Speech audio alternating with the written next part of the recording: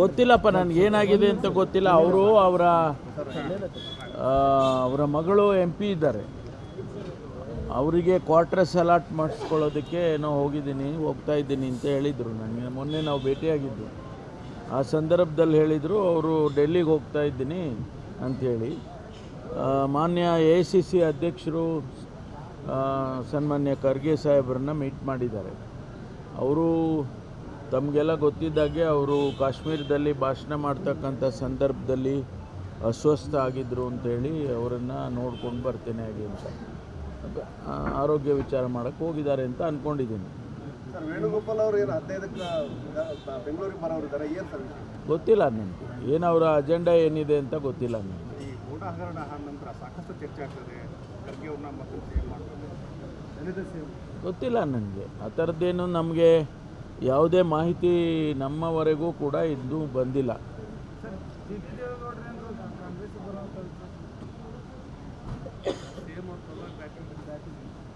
ಅವರು ಮಾತನಾಡಿರ್ತಕ್ಕಂಥದ್ದು FIRಗಳು ಮಾಡುವಾಗಲೇ ಪ್ರತಿಯೊಂದು FIRಗೂ ಎಲ್ಲರೂ ರಾಜೀನಾಮೆ ಕೊಡಬೇಕು ಅನ್ನೋದಾದರೆ ಎಲ್ಲರೂ ಕೊಡಬೇಕು ಅಂತ ಹೇಳಿದ್ದಾರೆ.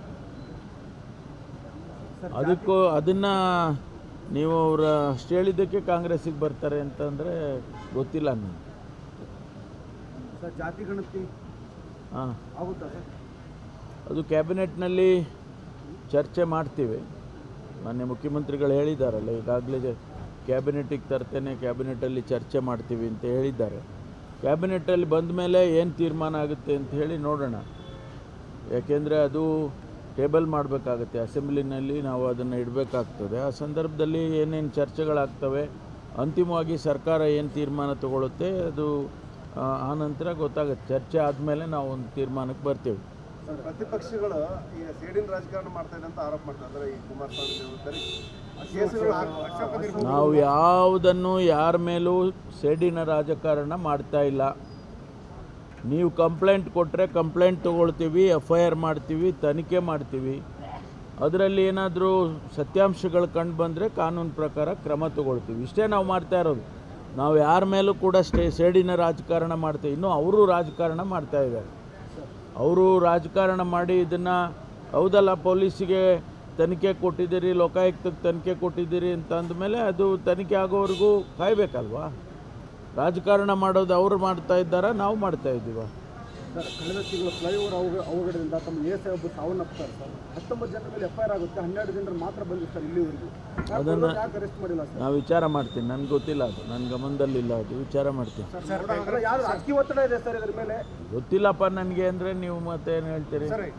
ನನಗೆ ಅದು ವಿಷಯ ಗೊತ್ತಿಲ್ಲ, ಅದನ್ನು ವಿಚಾರ ಮಾಡೋಣ. ಹಂಗೇನಾದರೂ ಆ ರೀತಿ ಸೆಲೆಕ್ಟಿವ್ ಆಗಿ ಮಾಡಿದರೆ ಅದನ್ನು ವಿಚಾರ ಮಾಡಿ ಸೂಚನೆ ಕೊಡ್ತೀನಿ. ಸರ್, ಮೋಡ ಹಗರಣ ಸಂಬಂಧಪಟ್ಟಂತೆ BJP ದೊಡ್ಡ ರ್ಯಾಲಿ ಮಾಡಲಿಕ್ಕೆ ಒಂದು 2ನೇ ಹಂತದ ಹೋರಾಟ ಮಾಡಲಿಕ್ಕೆ ಮುಂದಾಗಿದೆ.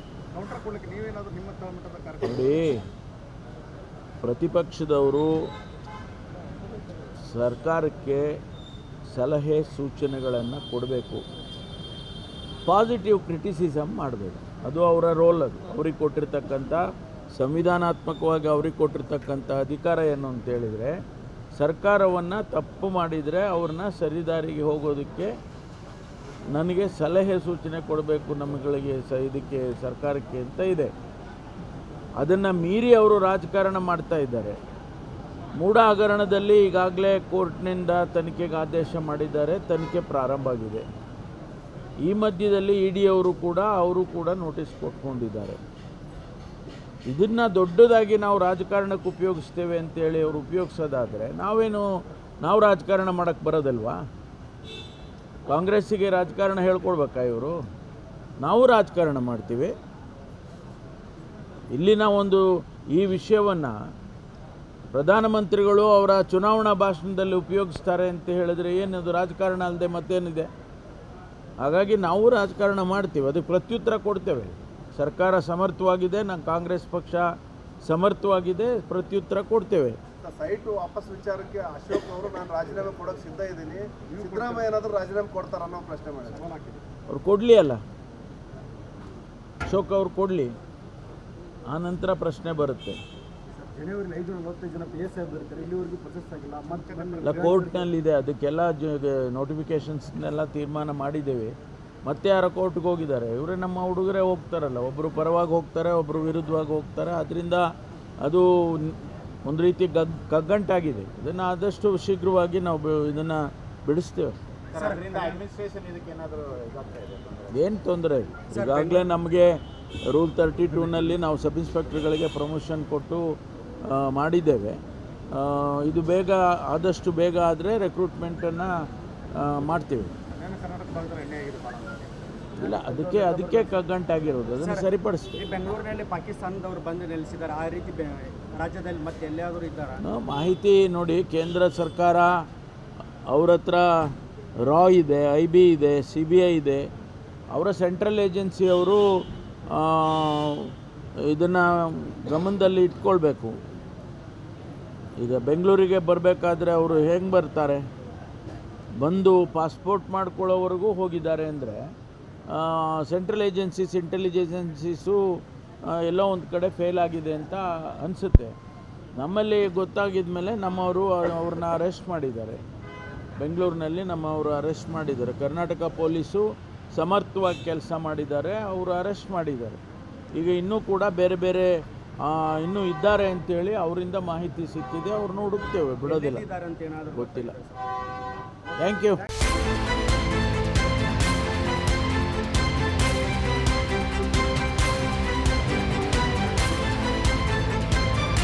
ಅಕ್ರಮ ನಿರ್ಲಕ್ಷ್ಯವಾದ್ರೆ ರಾಜಿಯೇ ಇಲ್ಲ.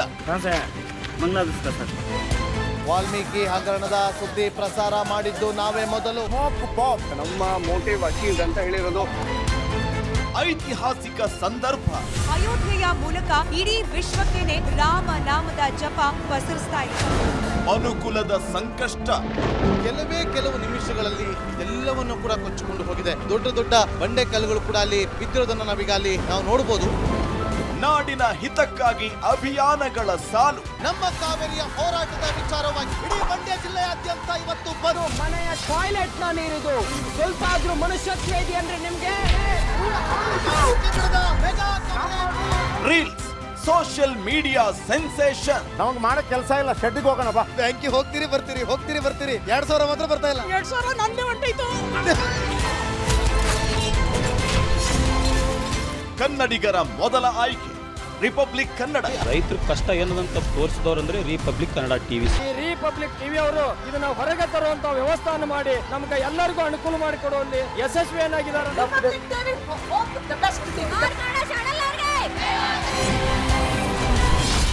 ರಿಪಬ್ಲಿಕ್ ಕನ್ನಡ, ಇದು ನಿಮ್ಮ ಧ್ವನಿ. ಮುಖ್ಯಮಂತ್ರಿ ಪಟ್ಟಕ್ಕಾಗಿ ಪ್ರತಿಭಟನೆ ನಡೆಯುತ್ತೆ, ಉಪಮುಖ್ಯಮಂತ್ರಿ ಪಟ್ಟಕ್ಕಾಗಿ ಪ್ರತಿಭಟನೆ ನಡೆಯುತ್ತೆ, ನಟ ನಟಿಯರ ಪರವಾಗಿ ಪ್ರತಿಭಟನೆ ನಡೆಯುತ್ತೆ. ಆದರೆ ಸಮಾಜದ ಕಟ್ಟ ಕಡೆಯ ವ್ಯಕ್ತಿಯ ಬಗ್ಗೆ, ತುಳಿತಕ್ಕೆ ಒಳಗಾದವರ ಬಗ್ಗೆ, ಬಡವರ ಕಣ್ಣೀರಿನ ಬಗ್ಗೆ ಯಾರೂ ಮಾತಾಡಲ್ಲ ಅಲ್ವಾ? ಬಟ್ ಡೋಂಟ್ ವರಿ, ಇನ್ನು ಮುಂದೆ ನಾವು ಬರ್ತೀವಿ. ಅಂದಿನ ನಿಮ್ಮ ಬಿಗ್ 3 ಇನ್ನು ಮುಂದೆ ಸೂಪರ್ 3 ಪ್ರತಿದಿನ ಮಧ್ಯಾಹ್ನ 12 ಗಂಟೆಗೆ ರಿಪಬ್ಲಿಕ್ ಕನ್ನಡದಲ್ಲಿ ಸೂಪರ್ 3. ರಾಜಕೀಯದಲ್ಲಿ 1+1 ಯಾವಾಗ್ಲೂ 2 ಅಲ್ಲ. ರಾಜಕಾರಣಿಗಳ ಮಾತಿಗೆ ಅವ್ರ ಅಂದಷ್ಟೇ ಅರ್ಥ ಇರೋದೂ ಇಲ್ಲ. ವಿವಾದ, ವಿಮರ್ಶೆ, ವಿಶ್ಲೇಷಣೆ ಇಲ್ಲದೆ ರಾಜಕೀಯ ಕಂಪ್ಲೀಟ್ ಆಗಲ್ಲ. ದಿನದ ಸೆನ್ಸೇಷನಲ್ ರಾಜಕೀಯ ಸುದ್ದಿಯ ಕಂಪ್ಲೀಟ್ ರೌಂಡ್ ಅಪ್ ನಿಮಗಾಗಿ ನಿಮ್ಮ ರಿಪಬ್ಲಿಕ್ ಕನ್ನಡದಲ್ಲಿ ಸಂಜೆ 3:57ಕ್ಕೆ ಪಕ್ಕಾ ಪಾಲಿಟಿಕ್ಸ್.